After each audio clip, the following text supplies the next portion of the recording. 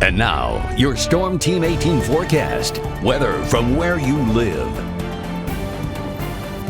Well, good morning, everyone. While they're fighting fire with fire out west, our drought conditions back home are improving, but more on that in a second. We are cloudy this morning across most of the viewing area. We can see some clouds in West Lafayette and in Rossville. And when we look at radar, the cloudy conditions are improving. It looks like we have some clearing starting to go on couple of locations across the viewing area. We're not expecting it to impact us all day, but they have helped suppress our temperatures. So we were supposed to be a little bit warmer right now than we are because the clouds are blocking out a lot of the sunlight that we otherwise would have gotten. So we are feeling a little cooler right now. We're at 69 degrees.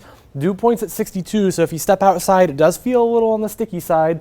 We've got overcast skies and wind from the north at 8 miles an hour. Across the rest of the viewing area, we've hit 70s down to our south in Crawfordsville, Newmarket, Covington, and Frankfort. But across the rest of the area, we're sitting in mostly the upper 60s.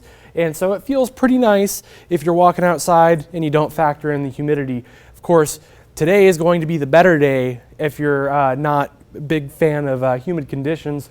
We're at calm wind speeds up to our northwest, but across the rest of the viewing area, we've got wind speeds in the 4 to 8 mile per hour range across the viewing area. So it's not quite gusty, but it's a little breezy out there depending on where you are. Now looking at the afternoon planner, we have partly cloudy skies throughout the day. Now we won't have solid overcast skies the entirety of the day, but they will come and go, they'll break up, and we'll have a couple more move in from the west.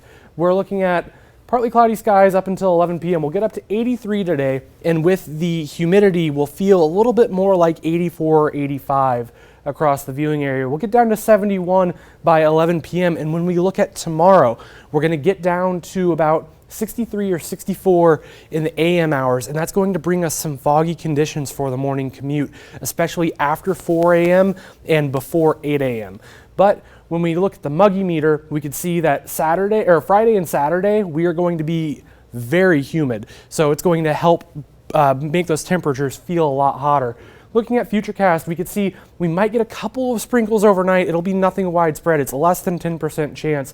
But Friday evening is when we might get our first round of storms, and then a second round of storms right behind it early in the morning, which is going to actually generate this marginal risk for severe weather. A level 1 out of 5, mostly for damaging wind, but because it's so early in the morning, we're not expecting anything widespread. We have pretty much daily rain chances Monday, Tuesday, Wednesday we dry out a little bit, but then we get another surge of moisture Thursday and Friday.